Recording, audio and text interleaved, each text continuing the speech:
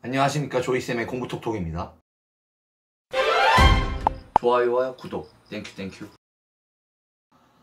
겨울방학은 잘 보내고 계십니까? 집에서만 뒹굴뒹굴 늦잠 자고 있는 학생분들 때문에 어머님 마음이 혹시 좀 불편하시진 않으십니까? 혹시 공부를 해야 되는 친구들 같은 경우는 어떤 공부를 해야 될지, 혹시 공부를 해야 되는 친구들 같은 경우는 어떤 공부를 해야 할지, 무슨 공부를 해야 할지 고민이 되신다고요. 네. 오늘은 학년별로 겨울방학엔 어떤 공부를 해야 하나, 그리고 겨울방학엔 무슨 공부하지? 하는 겨울방학 공부 가이드에 대해서 방송해 보도록 하겠습니다. 자, 시작하기 앞서서 일단은 전제가 있습니다. 요즘에 윈터스쿨이라고 이제 방학 동안에 특강을 진행하는 학원이 많습니다. 그걸 이제 보내실까 마실까 하는 고민하신 분들이 많은데, 일단 제 전제는, 기본적 생각은 윈터스쿨에 보내는 게 맞답니다. 일단 기본적으로 지금 혼자 하려고 하는 친구들을, 다 그런 건 아닌데 대부분의 친구들은 이 친구들한테 하루에 이제 10시간 정도가 주어지는 겁니다. 학교를 안 가니까. 이걸 했을 때 이 10시간 동안 어떤 공부를 해야 될지 아이템 정리도 못해요. 이 시간에 뭐 해야지, 이 시간에 뭐 해야지, 이거 하나씩 다 넣어도 그것도 다 이제 꽉 채우지도 못하는 거예요. 계획을 세우는데 이행을 못한다, 이런 측면이 아니고 계획조차 세울 수가 없습니다. 어떤 공부를 해야 할지 시작도 못하고 감도 못 잡고 그럴 능력도 없습니다. 공부도 어느 정도 시작하는 애들이 24시간에 채울 수 있는 거거든요. 그래서 여력만 되신다면 일단은 기숙학원, 기숙형 윈터스쿨을 보내는 것을 저는 항상 추천합니다. 일단은 이 친구들이 아직 여력이 거의 없기 때문에, 그럴 능력이 없다는 거죠. 아니면 그거 안 되면 아침 10시부터 밤 10시까지 이렇게 10to10으로 운영하는 그런 특강에 참여하시고, 그것도 안 된다면 좀 이제 기존의 학원에서 운영하는 익스텐션 된 거 있죠. 엄청나게 길어지는 거. 학원에 엄청 오래 묶여야 되고, 얘네들 하루 종일 나 오늘 아침 10시부터 4시까지 학원이야, 이런 것들에 보내셔야 그나마 학원 갔다 와서 숙제하고 하면서 늦잠이라도 안 자게 됩니다. 그것도 안 된다 그러면은 집에서 하는 건 절대 기대하지 마시고 독서실이라도 끊어주시는 게 대부분의 학생들에게는 효율이 좋다고 생각하고 있습니다. 일단 첫 번째, 재수생입니다. 재수생 같은 경우는, 재수생은 그러니까 현재 고등학교 3학년 시험을 보고 시험이 마음에 안 들어, 시험 결과가 마음에 안 들어서 지금 끙끙 앓아 누운 친구들을 말씀드리는 겁니다. 겨울방학인데, 이 친구들에게 드리고 싶은 말씀은 어서 일어나라, 그리고 용기를 내라 라고 말씀드리고 싶고, 반대로 어머님한테 말씀드리고 싶은 거는, 어차피 어머님이 얘를 깨워야 합니다. 이 친구는 어머님이 차 한잔 하자, 밥 한번 먹자 하기를 기다리고 있는 상태입니다. 어쨌든 얘는 재수를 하고 싶어 해요. 왜 하고 싶은지 어머님이 데리고 나가가지고 얘기 들어봐야 합니다. 계속 내비두면 끙끙 앓는데, 지금 진짜 중요한 게 뭐냐면, 어머님이 이길 수가 없고, 이 재수생들이 대부분 어떤 타임테이블을 가져가냐면, 11월에 수능 보고, 그 다음에 12월에는 접수 나왔는데 썩 마음에 안 들지만 어쨌든 논술 있으면 논술도 좀 하고 이거저거 원서 넣고 하다가 이 친구들이 1월이 되면은 어머님한테 재수시켜달라고 시위를 합니다. 방에 콕 박혀가지고 폐인 생활을 지속하는 거죠.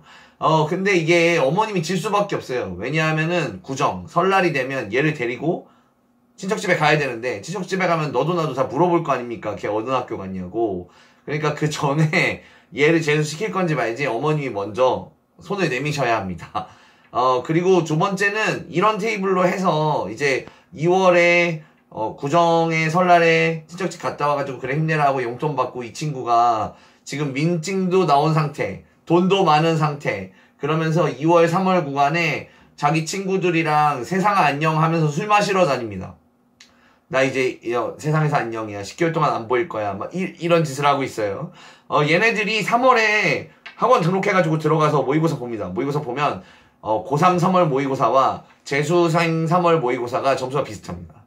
왜냐하면 지식이 들어가서 쌓이는 시간과 지식이 안 공부하고 있을 때 날아가는 시간으로 따지면 날아가는 게, 잊어버리는 게 훨씬 더 빠르거든요. 그러니까 어머님 모두를 위해서 어머님이 빨리 이 친구를 등록시켜가지고 공부를 시키시고, 만약에 재수생이 이거 보고 있다면 꼭 용기를 내시기 바라고, 재수생 같은 경우는 지금 빨리 재수하기 전에 올해 수능 문제, 2020 수능 문제죠. 올해 같은 경우는 올해 수능 문제, 자기가 보고 망쳤던 그 수능 문제 빨리 정리해야 됩니다. 왜 틀렸는지, 뭐가 문제였는지, 출제 경향에 내가 뭐가 안 맞았는지, 어떤 공부를 못했는지, 그거를 아주 고통스러울 거예요. 근데 그걸 빨리 하셔야 되고, 그 다음에 모의고사를 1, 2회라도 꼭 지금 당장 풀어야 됩니다. 조금이라도 덜 잊어버렸을 때 해야 되고, 수능 특강 같은 거 다 모아가지고 이제 쌓아놓고 이제 책을 분류하셔야 돼요. 내가 내년에 재수를 하면서, 그러니까 올해 재수를 하면서 또 봐야 될 책, 아닌 책, 이런 거 분류를 빨리 해주셔야 되겠습니다. 네, 다음은 고3인데요. 사실 이제 이번에 말씀드린 고3과 다음에 말씀드린 고2, 그러니까 예비 고3, 예비 고2죠. 이 친구들은 할 공부는 동일합니다. 하지만 고3은 거의 비슷한데, 고3한테 드리고 싶은 말씀은 늦었다는 겁니다. 늦었다. 그러니까 고3은 늦었습니다. 올라가지 않습니다. 기대하지 마세요. 점수는 올라가는 게 아니고 선점해 놓는 것이기 때문에 지금 무언가 시작하는 단계라면 그건 다 늦은 과목들입니다. 좀 죄송합니다만. 그래서 전략을 지금부터 열심히 해가지고 수능 점수 올려나간다, 뭐 등급이 4인데 내가 2를 만들겠다, 이거는 거의 불가능합니다. 뭐 하나가 4에서 2가 되면 하나가 2에서 4로 내려올 거예요. 그러니까 그런 작전을 세우지 마시고, 그리고 까불지 말고가 있습니다. 고3들한테 좀 죄송합니다. 고3들이 좀 불행한데 어쨌든 까불지 말고가 몇 개 있어요. 첫 번째는 까불지 말고 수능 준비해라. 이게 무슨 얘기냐면, 고3들 중에 자기가 내신이 4등급이고 뭐 3 후반대고 막 이런데도 아직도 수시의 가망성을 잡고 있으신 분들이 있는데, 물론 수시로 나는 그냥 경기도 안쪽, 그냥 충청도, 통학 지하철 타고 가는 쪽, 이런 거면 저는 상관이 없다고 생각해요. 그런데 뭐 나는 3등급이지만 4등급이지만 수시로 인서울 하겠다, 한양대 쓸 거다, 좀 말려드리고 싶습니다. 만약에 그런 거면. 그래서 만약에 인서울이 목표시면은 이 구간 밑에 3등급 후반대 구간 밑에에서 인서울 아니면 난 재수다 하면 빨리 수능 준비를 하시는 겁니다. 수능 준비를 하셔야 하는 거고, 대부분의 학생들은 수시 전형의 대상자는 아닙니다. 특히 수시 종합 전형 대상자가 아니라는 거를 저번 방송 때도 말씀드렸지만 한 번 더 말씀드리고 싶습니다. 두 번째 까불지 말아야 되는 거는, 두 번째 까불지 말고 탐구 과목을 끝내야 됩니다. 사탐 과목, 과탐 과목. 그러니까 아직도 이런 학생이 있는지 모르겠지만 아주 많이 눈에 띄더라고요. 고등학교 3학년인데 3월부터 사탐 과목 하면 된다, 3월부터 과탐 과목 하면 된다, 여름방학 때 사회탐구, 과학탐구 하면 된다, 이런 생각을 하시는 분들이 있어요. 여러분 절대 안 오를 겁니다. 이것도 똑같이 상대평가입니다. 탐구 과목도 똑같이 상대평가인데 왜 늦게 시작하는 사람이 점수가 더 나옵니까? 이게 지금 암기 과목이라서 내신 과목에서 암기 과목 점수 내고 있는 게 아닙니다. 그런 게 아니에요. 대부분 한국 과목으로 최저 등급 맞추려고 몰려 들어 있어요. 그러니까 이미 레드오션인데 아직도 여유 부리고 있다? 그건 안 됩니다. 지금 고3이면은 고등학교 3학년 3월 시작하기 전에 이미 탐구는 어느 정도 등급이 나와 있어야 됩니다. 그러니까 겨울방학 때는 탐구 과목을 반드시 2과목 전부 다 끝내야 되고, 아직도 결정을 못했다, 진짜 죄송합니다만 진짜 힘드실 겁니다. 차라리 정시를 하지 않고 수시 위주의 전략을 펴시는 게 더 낫습니다. 국어는, 이거는 얼마 전에 어떤 학부모님한테도 들었던 내용입니다. 세 번째, 국어는 한국말로 써져 있으니까 사교육이나 강의 없이 풀어도 그냥 모의고사 반복하면 된다. 진짜 큰일 날 말씀을 하시는 겁니다. 국어가 요즘에 가장 어려운 과목이거든요. 그래서 국어는 혼자 공부하는 과목이 아닙니다. 그러니까 국어 점수도 어느 정도 나오려면 당연히 인터넷 강의건, 학원 강의건, 뭐 과외건, 어쨌든 전문가의 도움이 필요합니다. 혼자서 모의고사 백날 풀어봤자 국어 점수가 나아지는 경우는 극히 드뭅니다. 그래서 고3들한테는 좀 미안한 말씀이지만 지금부터는 떨어질 거다. 지금부터 등급은 옛날에는 3월 등급이 수능 등급이다 라고 했었는데, 요즘에는 3월 등급 플러스 1이 수능 등급이다 라는 게 거의 정설입니다. 다음은 예비 고2입니다. 고등학교 2학년. 이 친구들 같은 경우는 지금 이제 내신 자기는 수시 인재니까 내신을 뭐 준비하겠다 막 이러시는 분이 있는데 그래서 내신 공부 뭐 할 겁니까? 사실 내신 공부할 게 없습니다. 예비고이 같은 경우는 지금 교과서 목록만 나와 있지 교과서 받은 학교도 많지 않고요. 대부분 요때는 수능 공부를 해주는 겁니다. 그래서 고등학교 3학년, 고등학교 2학년이 방학 동안 하는 공부와 유사합니다. 근데 예비고이 같은 경우는 탐구 과목을 정해줘야 됩니다. 탐구 과목을 다 정해서 지금 이렇게 겨울방학 때 시간이 많을 때 탐구 과목 4개, 뭐 8개, 과학 같은 경우는 4개를 잘 공부하시면 되고 그리고 사회 과목 같은 경우는 9개 아닙니까? 9개 풀어보시고 아 이게 내 적성에 맞는다 하는 걸 꼭 찾아야 됩니다. 2개 꼭 찾아야 돼요. 그래서 이 2개 중에 하나만큼은 이번 겨울방학 때 끝내야 합니다. 이게 안 되면 고등학교 3학년 때는 방금 말씀드렸지만 늦습니다. 대부분 수능 등급은 선점하는 것이지 공부해서 올리는 것이 아닙니다. 그러니까 고등학교 2학년 때 친구들이 조금 소홀히 하고 있을 때 미리 좋은 등급에 선점하고 있어야 배우는 것도 더 많고 다른 친구들이 따라올 수가 없습니다. 그리고 수학 포기자 되지 않기 엄청 중요합니다. 수포자가 내신이건 수능이건 수포자가 좋은 대학 가는 경우는 없습니다. 그러니까 수학을 어떻게든 따라가시는 내가 거의 수포자 직전이라면 이번 방학 때 수포자 되지 않는 게 사실 가장 중요합니다. 가장 중요하고 영어 같은 경우는 대부분 이제 앞으로 쭉 영어 얘기를 드릴 때마다 말씀드릴 거는 대부분 비슷합니다. 대부분 비슷한데 방학 동안에 영어 단어책 학원을 잡고 영어 문법책 학원을 잡아서 한 바퀴를 돌립니다. 대부분의 학생들이 이렇게 합니다. 이때 대부분은 잘하는 학생이겠죠. 당연히 열심히 하는 학생들. 그래서 영어 단어 확충해 주시고 영문법 포기자가 되면 안 됩니다. 만약에 수능을 들어가야 되는데 문법 문제 하나를 걸르면 97점인데 문법만 안 되는 게 아니고 문법을 포기한 학생은 대부분 어려운 구조의 글을 해석을 잘 못해요. 그러다 보면 어려운 구조의 글 한두 개를 놓치게 되거든요. 그러면은 3점, 3.2점에서 만점이 92점이 돼버립니다. 이 친구가 1등급 받을 확률 엄청 어려워지겠죠. 그러니까 대부분 이제 문법 포기자가 좀 있는데 그래도 끝까지 노력하셔서 문법은 버리지 않게. 그래서 고등학교 2학년은 해야 될 일 정리해보면은 수포자 되지 않기, 문법 포기자 되지 않기, 그리고 탐구 과목 정하고 한 과목 정도는 끝내기. 이 정도가 되겠습니다. 예비 고1입니다. 중3에서 고1이 되는 구간.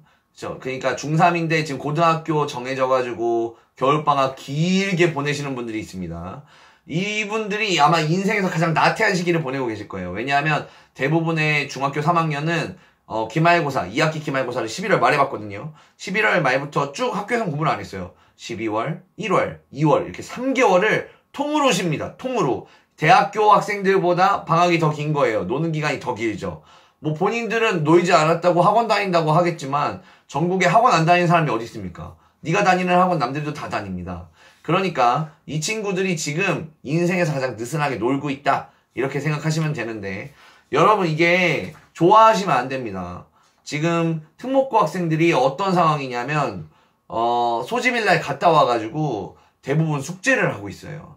이때부터 특목고랑 격차가 벌어집니다. 특히나 외고 학생들 같은 경우는 이제 외고는 영어만 잘하면 뽑히니까 주변에 영어만 못해서 외고를 못 갔지 학력은 좋은 학생들이 있어요. 그런 학생들이 외고 가는 거 되게 우습게 본단 말입니다. 외고생 뭐 저 영어나 좀 잘하는 거지 나랑 별 차이 없어 이러는데 외고생들이 요 구간 때 뭘 하냐면 국어, 영어, 수학에서 문제집 하나씩 풀고 학교 숙제를 하고 도서를 해서 독서록을 쓰고 있습니다.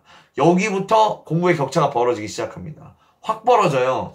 그래서 고등학교 2학년 구간이 되면 일반고의 그 친구, 외고만 못 갔지 학력 좋은 친구가 외고생에 비슷했던 그 친구를 도저히 따라갈 수 없는 상태가 되어버리거든요. 그러니까 이 구간에 공부를 열심히 하셔야 됩니다. 고등학교 준비하는 구간. 저도 생각해보면 고등학교 준비하기 전에 문법책 한 권 7번 읽고 외워버렸거든요. 기본적으로 특목고 붙으신 분들이야 제가 알 바 아니고요. 숙제하느라 정신 없으실 테니까 국어, 영어, 수학 구간에서 이제 일반고에 가시는 그냥 평범하신 분들의 경우는 복습을 하셔야 됩니다. 중학교 과정, 교과서도 열어보시고 문제집 안 푼 거 있으면 좀 열어보셔서 한번 쭉 읽어보세요. 교과서를 읽는 공부에 익숙해지셔야 됩니다, 여러분. 고등학교 가기 전에 교과서를 읽어보는 공부에 익숙해지셔야 돼요. 그래서 국어, 영어, 수학 기본적으로 중학교 과정 거 쫙 끝내보시고 특히 수학 같은 경우는 대부분의 수학 선생님들이 선생님 일반고에 가는 그러니까 모의고사 보면 3, 4, 5등급 나오는 그냥 평범한 학생들한테 고등학교 가기 전에 조언해주고 싶은 게 뭡니까? 그러면은 지난 과정 복습을 얘기하시는 분이 정말 많으세요. 그래서 기초를 탄탄하게 닦고 와라. 그래서 지난 중학교 교과서를 처음부터 끝까지 천천히 읽어보면서 단원명도 쭉 써보고 단원에 있었던 공식도 좀 정리해보고 하는 시간을 가지면 좋고요. 영어 같은 경우는 이제 고등학교 가면은 문법을 따로 이렇게 심도 있게 배우지 않습니다. 학원에서도 문법 열심히 해주지 않아요. 그러니까 영어 같은 경우는 문법책을 꼭 끝내야 됩니다. 레벨 3, 3학년 구간. 그러니까 레벨 3가 중학교 3학년 과정의 문법책입니다. 레벨 3 책을 잡아서 꼭 이번 방학 동안 기니까 꼭 한 번은 끝내주시고 고등학교 준비하는 영어 단어책 하나 잡아서 끝내주시면 되겠습니다. 국어 같은 경우는 고등학교를 준비하는 국어책들이 있어요. 아까 고등학교 3학년 구간에서도 말씀드렸다시피 한국말이니까 아무 공부 안 해도 된다는 생각을 하시면 어머님도 큰일 난 겁니다. 만약에 이런 학부형이 계시면. 그렇지 않습니다. 전혀. 문제를 잘 푸는 방법을 배워야 되는 거예요. 그래서 제가 추천드리고 싶은 거는 EBS나 이런 데 가면 고등학교 1학년 준비하는 강의들이 있으니까 EBS는 책값도 싸고 강의도 공짜니 그런 것들을 하나 잡아서 얼마 안 걸립니다. 하루에 30분, 1시간 그 정도만이라도 좀 준비해 주시면 좋겠습니다. 다음 중3입니다. 중학교 2학년 구간을 보낸 친구들이죠. 이제 예비 중3이 됐어요. 이제 본인이 알죠. 자기는 특목고 갈 수 있다.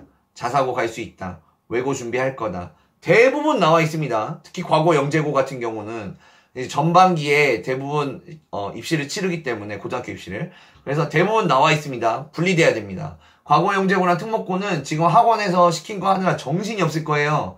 그 친구들은 따로 빼주고 일반고에 가야 되는 그냥 평범한 친구들, B가 많이 섞인 친구들 위주로 말씀을 드리겠습니다.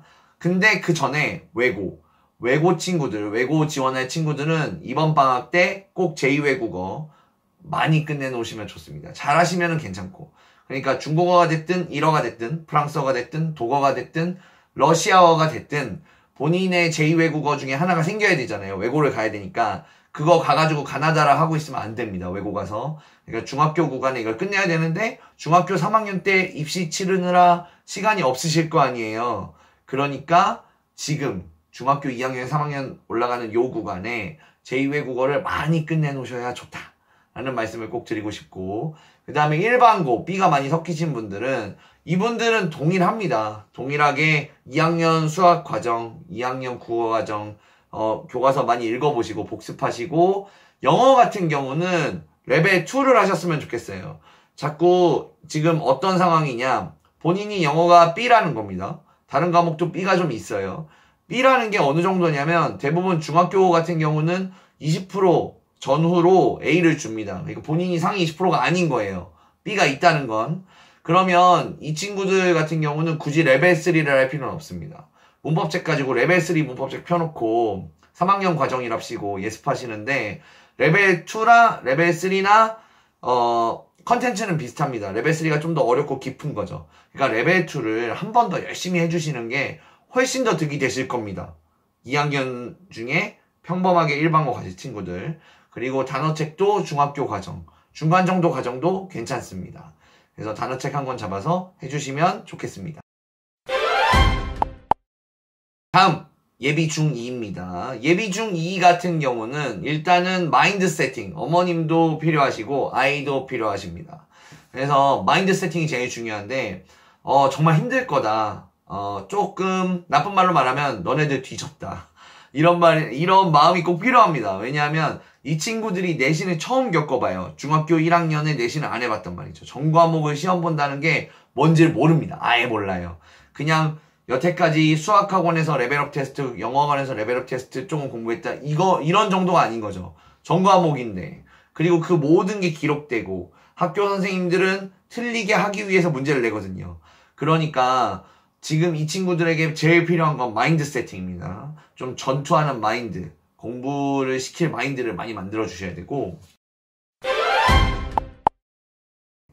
요 나이부터 중학교 1학년에서 중학교 2학년 올라가는 요 나이부터 내신에 들어가게 되는데, 아까도 말씀드렸다시피 전국의 대부분의 중학교는 20%를 전후해서 15%부터 25%까지 A 이런 식으로 할당합니다. 그 다음 20%한테 B 이런 식으로 할당을 하는데, 그러니까 아깝게 B 받은 친구들이 있을 거예요. 한 학기 끝났는데 89점이라는 거예요. 아, 내가 원래 우등생까지 1점 남았다. 어머님 이렇게 생각하시면 안 됩니다. 얘 25%에 못 들어간 거예요. 사실은 학력이 부족한 겁니다. 왜냐하면 대부분의 서울권 학교, 너무 서울에만 집중해서 말씀드려 죄송한데 대부분 어머님들이 그렇게 생각하시니까 서울에 있는 학교들 다 잡아가지고 퍼센트 따져도 10% 나옵니다. 11, 요 정도밖에 안 나와요. 그러니까 25%에도 못 들어가는 거니까 실제로는 학력이 모자라는 겁니다. 그러니까 대부분의 과목을 A를 받을 수 있도록 학생을 독려해 주시고 잘 전투적인 마인드를 만들어 주셔야 이 친구들이 내신에 들어가서도 그래도 어느 정도 A 정도는 받을 수 있습니다. 마지막으로 중학교 1학년 이하 친구들입니다. 대부분 이제 의아하게 생각하시겠죠. 아니 얘네들은 시험도 안 보는데 무슨 공부를 하냐, 무슨 마인드를 갖냐 이럴 수 있는데, 실제로는 제가 제일 드리고 싶은 말씀은 너무 소소해서 어디다 넣어야 될지 몰라가지고 이 부분을 말씀을 계속 못 드렸는데, 학용품을 사셔야 됩니다.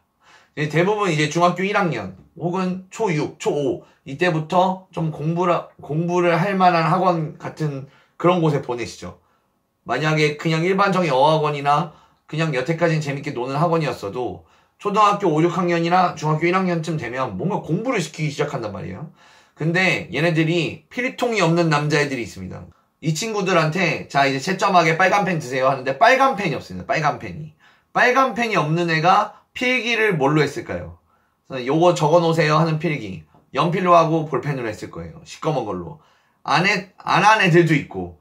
그래 어머님한테 전화합니다. 어머님한테 전화하면 아유 집에 펜이 많은데, 어머님 그렇게 생각하시면 안 됩니다. 왜냐면 어머님 화장대 열어보세요. 화장품 많죠? 근데 바를 거 없잖아요.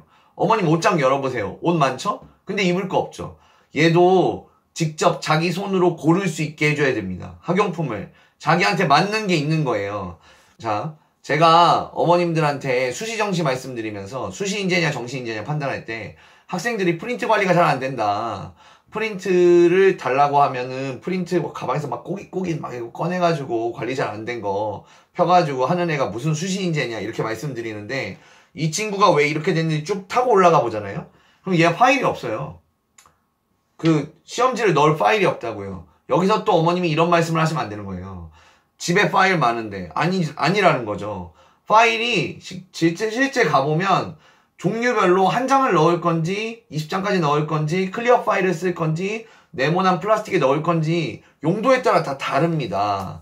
그래서 이 친구들 대부분 이제 공부를 시작하는 친구들한테는 손을 잡고 학용품을 사러 가세요. 가서 파일도 보시고 펜이 어떤 종류가 있는지 어머님도 직접 보세요.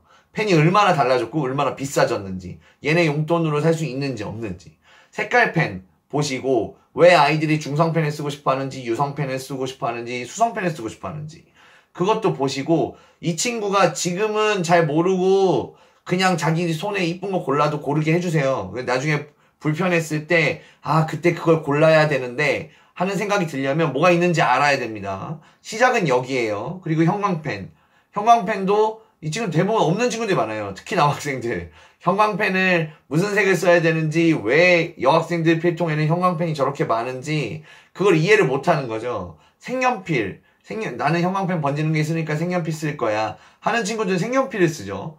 그런 것들을 다 봐야 되고, 지우개, 요즘에는 지우개가 뽑아 쓰는 거, 이렇게 늘려 쓰는 거, 똥 안 나오는 거, 별의별 게 다 있습니다. 그리고 노트, 진짜 안타까운 게 중학교 1학년인데 아직도 터닝맥카드 노트 갖고 다니는 친구가 있어요.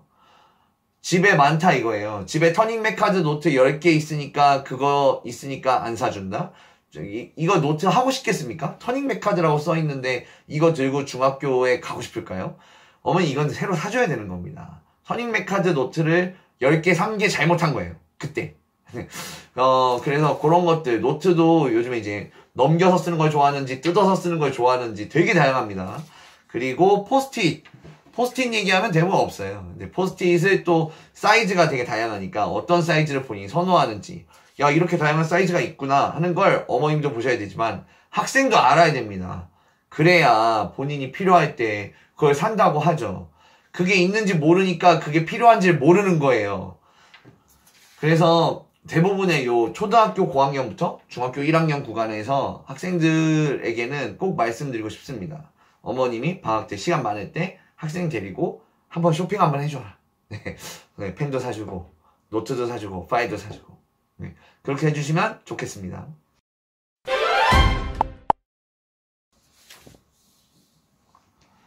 자, 결론은 어머님 대부분은 이런 문제인 겁니다. 방학 때 아이들이 공부를 안 하고 집에서 늦잠도 자고 탱자탱자 보내면 답답하시죠? 그리고 학생들 노트 펴보고 학원에서 배운 거 펴보고 답답하시잖아요.